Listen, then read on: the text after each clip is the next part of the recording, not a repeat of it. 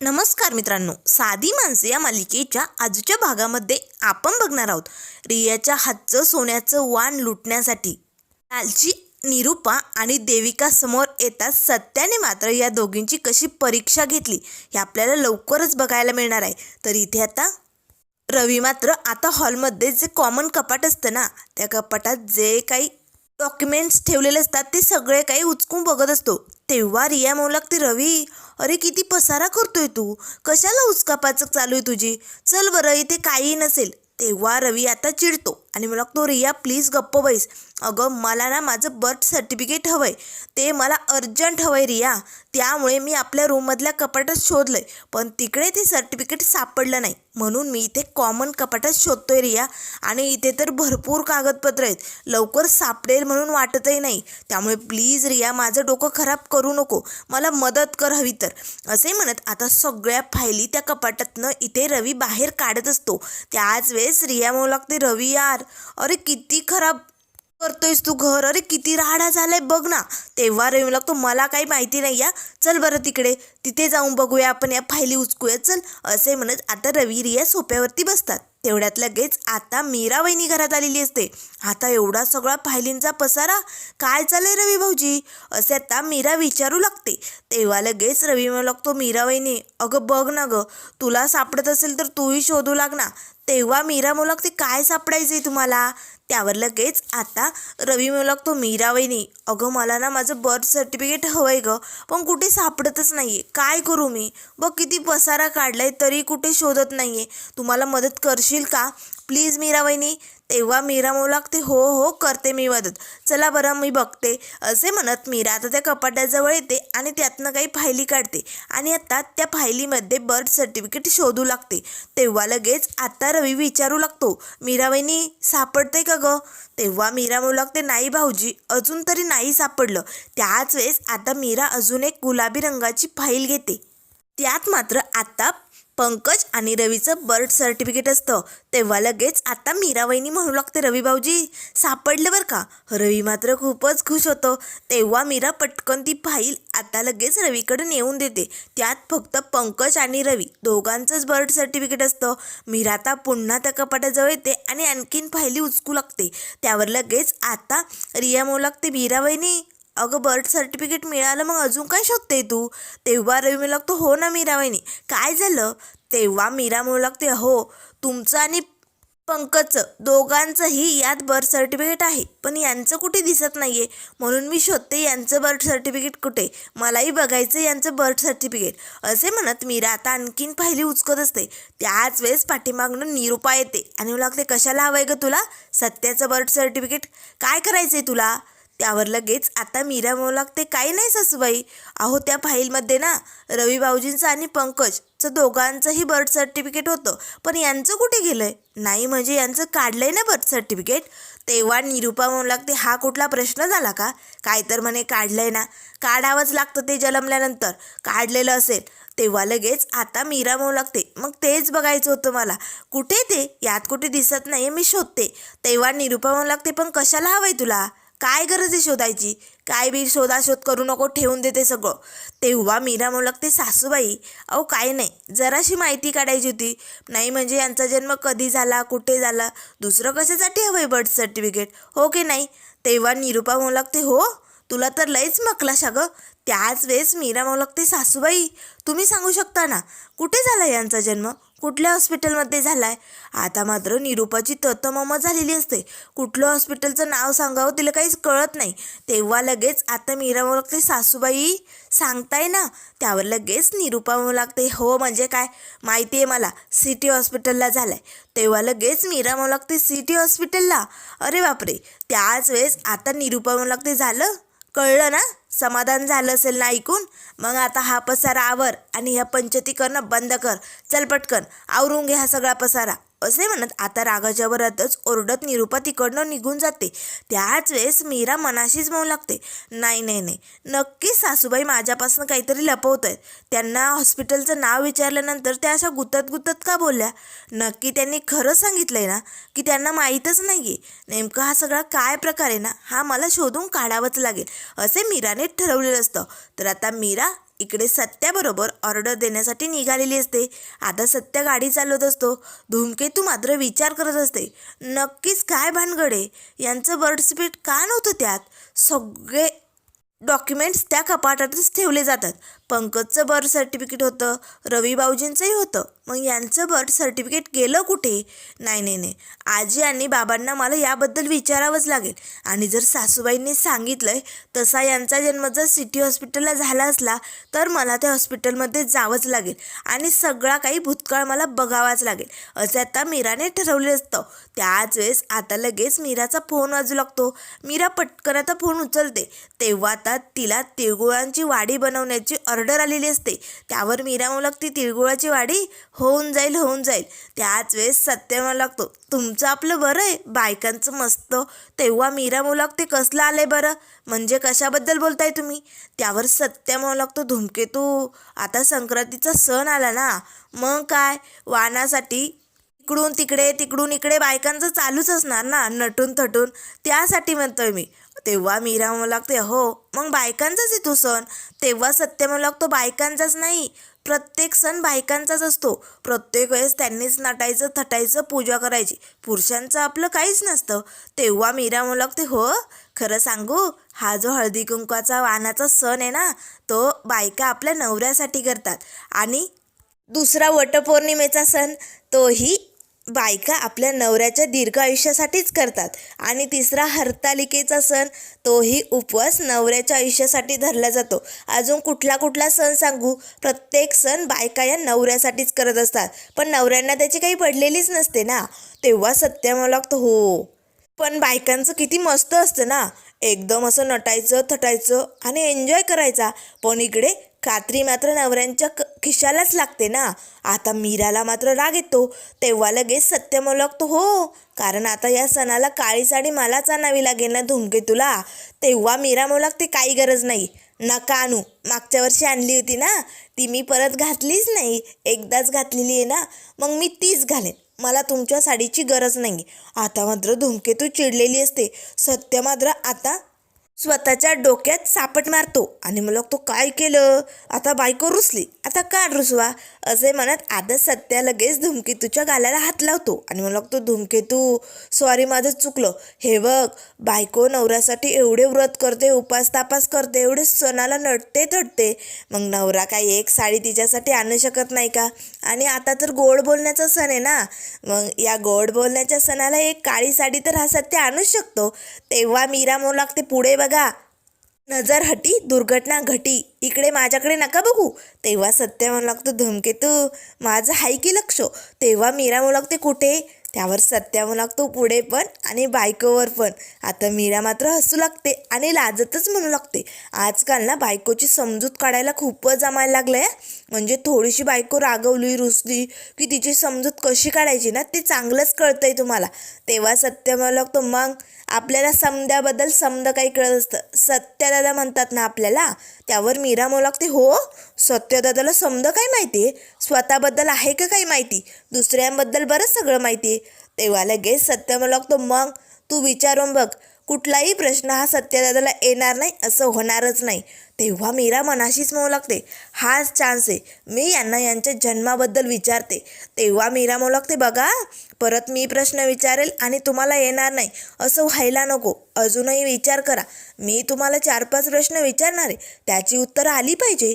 तेव्हा सत्य म्हणू लागतो, धूमकेतू तू विचार, तुला जेवढे प्रश्न विचारायचे ना तेवढे विचार, हा सत्य उत्तर देणार म्हणजे देणार. तेव्हा मीरा म्हणू लागते, बरं ठीक आहे, बरं चला पहिला प्रश्न, तुमचं नाव काय. तेव्हा लगेच आता सत्य म्हणू लागतो, सत्यजित सुधाकर गायकवाड, पण मला सगळे प्रेमाने सत्यदादा असं म्हणतात. तेव्हा लगेच मीरा म्हणू लागते, दुसरा प्रश्न, तुमच्या सासूचं नाव काय. तेव्हा लगेच आता सत्य म्हणू लागतो, लक्ष्मी सांगलीकर. ओ आणि त्यावर आता तिसरा प्रश्न, तुमच्या बायकोचं नाव काय. तेव्हा सत्य म्हणू लागतो, माझ्या बायकोचं नाव आधी मीरा सांगलीकर होतं, पण आता ना मीरा सत्यजित गायकवाड झालंय आणि माझ्यासाठी ती माझी धूमकेतू आहे बरं का, एक नंबर भारी माझी धूमकेतू. म्हणजे कुणाला बी जरी विचारलं ना माझी धूमकेतू कुठे राहते, तर सगळेजण लगेच सत्यदादाच्या घराकडे बोट करणार, असली भारी माझी धूमकेतू, जगा वेगळी. दिसायला बी अतिशय सुंदर आणि तिला फुलांची दुनिया खूप आवडते बरं का. अगदी ती फुलांसारखीच आहे. अगदी खुललेली नेहमी असत असते, दुसऱ्यांचं मन जिंकते, अगदी फुलांसारखी सतत सुगंध देत असते. तेव्हा मीरा आता लाजू लागते बासा पुरे झालं, आता खूप कौतुक झालं, आता तुमच्याबद्दल प्रश्न विचारणार आहे, त्याचं उत्तर येईल ना. तेव्हा सत्य मला तो धूमकेतू, मी सांगितलं ना तुला जे विचारायचं ते विचार, हा सत्य उत्तर देणार म्हणजे देणार. तेव्हा मीरा लागते बरोबर ठीक आहे, मी विचारते आता तुमचा बर्थडे कधी असतो.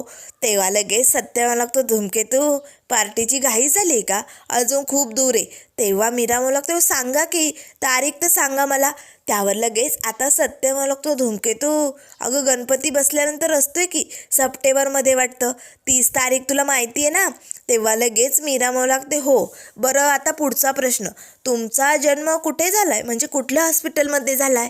तेव्हा आता सत्य विचार करू लागतो आणि मला लागतो धूमकेतू, अगं हा प्रश्न तर मी अजून माझ्या बापाला कधी विचारला नाही, कुठे झाला असेल माझा जन्म, खरंच मला माहिती नाही धूमकेतू, पण हा प्रश्न मी विचारायला पाहिजे होता, मला तर याबद्दल काही माहितीच नाही. तेव्हा मीरा लागते बघा असं असतंय तुमचं, स्वतःबद्दल ना कधी काही माहितीच नसते तुम्हाला. तेव्हा मीरा मनाशीच लागते यांचा जन्म सिटी हॉस्पिटलला झालं आहे असं सासूबाईंनी सांगितलं आहे. मग मला सिटी हॉस्पिटलमध्ये जाऊन यांच्या जन्माची तारीख तिथे जुळते की नाही, त्यांचा जन्म नेमकं तिथे झाला आहे की नाही, हे मला तिकडे जाऊन चेक करावंच लागेल. त्याच वेळेस समोरच आता सिटी हॉस्पिटल आलेलं असतं.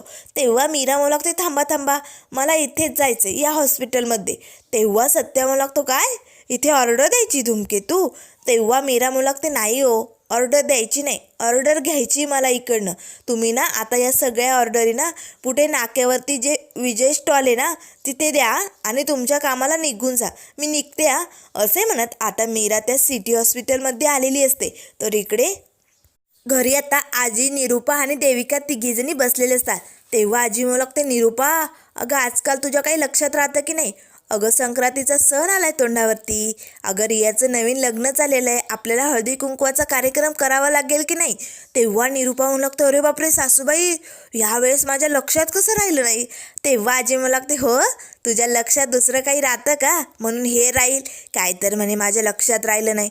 अगं याची पहिली संक्रांत आहे, तिचं हळदी कुंकू करावंच लागेल. तेवढ्या दरवाजात रिया येते, माझं हळदी कुंकू म्हणजे हा काय प्रकार आहे. तेव्हा रिया येते आणि मला लागते मॉम हळदी कुंकू हा काय प्रकार असतो, हळद कुंकू काय करायचं माझं सांगा ना. तेव्हा लगेच आजी लागते अगं हळद कुंकू नाही, हळदी कुंकू करायचं असं म्हणतात. तेव्हा रिया लागते हो मॉम तेच म्हणते मी, काय असतं ते आजी प्लीज मला याबद्दल काही सांगाल का. तेव्हा लगेच आता निरूपा लागते अगं हळदी कुंकू म्हणजे सोसायटीतल्या बायकांना बोलवायचं, मस्त साडी घालून नटायचं आणि त्यांना असं हळदी कुंकू लावायचं आणि वाण द्यायचे त्यांना. तेव्हा रिया लागते वाण म्हणजे काय, काय असतं ते. त्यावर लगेच आता निरूपा लागते अगं म्हणजे गिफ्ट द्यायचं असतं.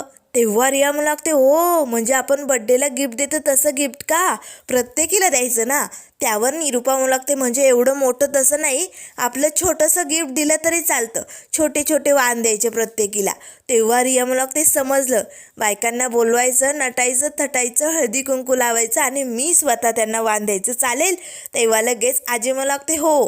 त्यावर लगेच निरूपा लागते आणि तिळगुळाची वाडी पण बनवावी लागेल. तेव्हा लगेच रिया लागते व्हॉट, वाडी म्हणजे काय असतं ते नाही का, चिखलवाडी, कुरणवाडी असली वाडी का, ती गावांची नावं असतात ना, व्हिलेज.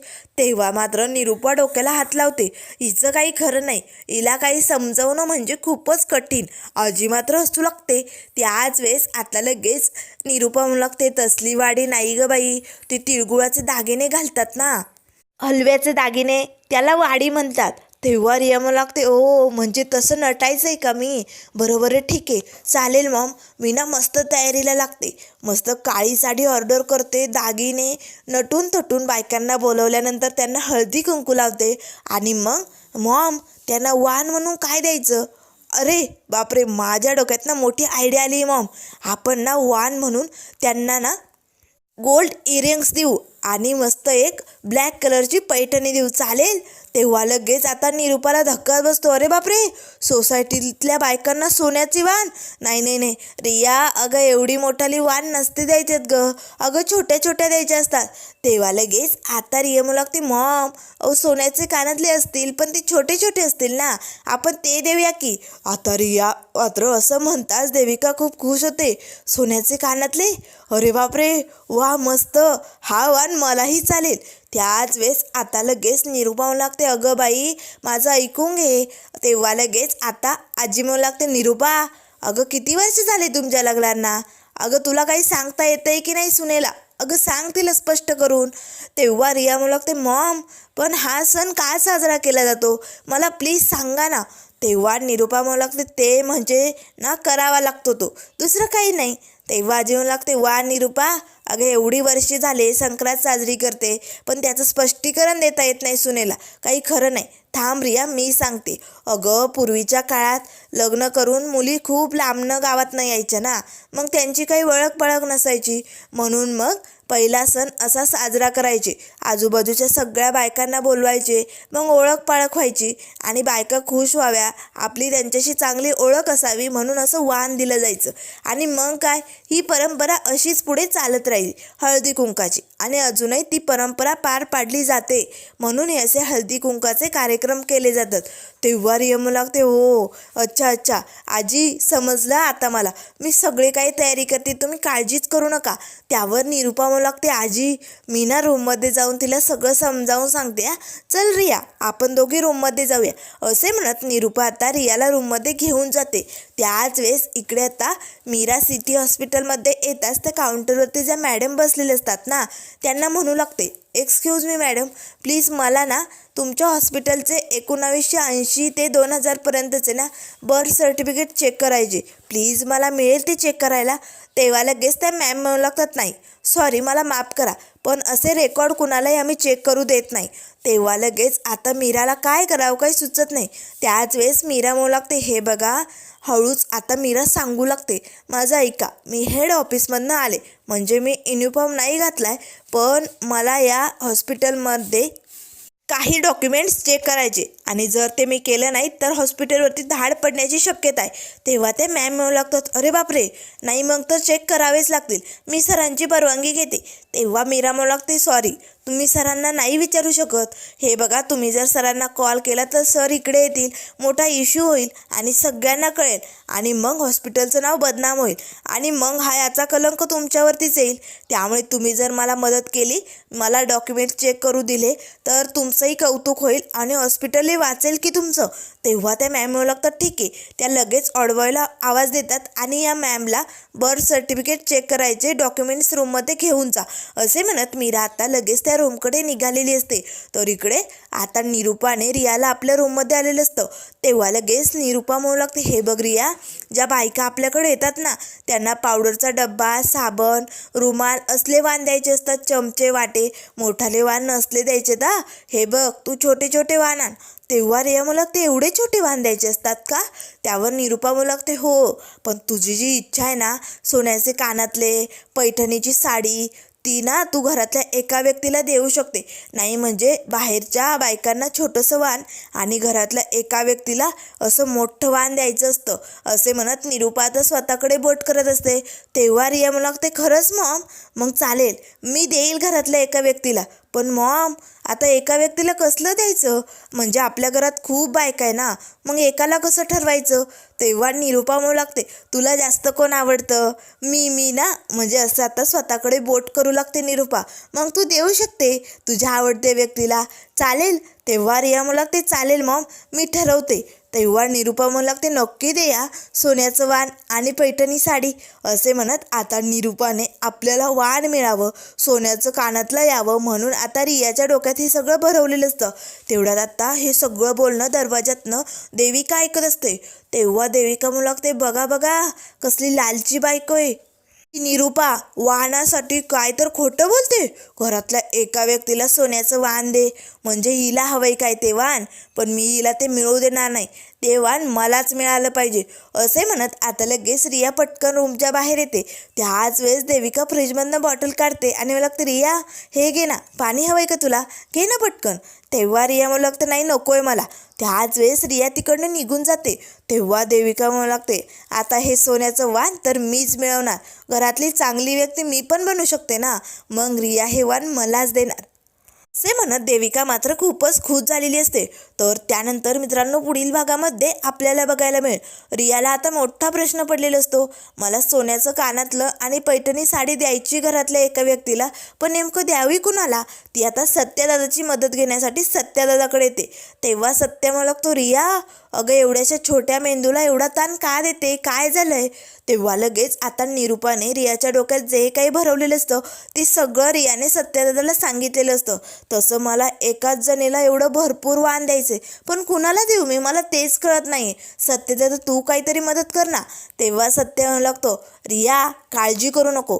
जर तुला घरातल्या चांगल्या व्यक्तीला हे वाण द्यायचं असेल ना तर तुला त्या व्यक्तींची परीक्षा घ्यावी लागेल. तेव्हा रिया म्हणू लागते कोण मी कशी परीक्षा घेऊ सत्यदादा. तेव्हा सत्य म्हणू लागतो तू कशाला घेते, परीक्षा घेण्यासाठी हा सत्यदादा आहे की, चल मी तुला दाखवतो कशी परीक्षा असते. असे म्हणत सगळेजण हॉलमध्ये जमलेले असतात. तेव्हा रियाने आता एक मोठं सोन्याचं कानातलं आणलेलं असतं आणि आता लगेच रिया म्हणू लागते चला हे बघा सगळ्यांनी माझ्याकडे बघा, म्हणजे मला घरातल्या एका स्पेशल व्यक्तीला हे वाण द्यायचे, पण ती स्पेशल व्यक्ती कशी आहे हे ठरवण्यासाठी आपल्याला एक परीक्षा घ्यायची. आता सगळेजण म्हणजे निरूपा देविका परीक्षासाठी तयार झालेले असतात. तेव्हा रिया लगेच ते कानातलं दाखवते. आता हे सोन्याचं कानातलं बघून निरूपा आणि देविकाच्या तोंडाला तर असं पाणी सुटलेलं असतं. कधी एकदा हे कानातलं माझ्याकडे येते असं झालेलं असतं. तेव्हा रिया म्हणू लागते पुढचे 4 दिवस संक्रांतीपर्यंत जी व्यक्ती घरातल्या माणसाबरोबर चांगली वागेल, चांगली बोलेल, सगळी कामं करेल अगदी प्रेमाने, त्याच व्यक्तीला हे वाण मिळणार आहे. आता मात्र या 4 दिवसात सत्या देविकाची कशी जिरवणार, कशी वाट लावणार हे आपण लवकरच बघूया. त्यामुळे मित्रांनो अशाच मालिकेंच्या अपडेट पाहण्यासाठी चॅनलला लाईक करा, सबस्क्राईब करा. व्हिडिओ पाहिल्याबद्दल धन्यवाद.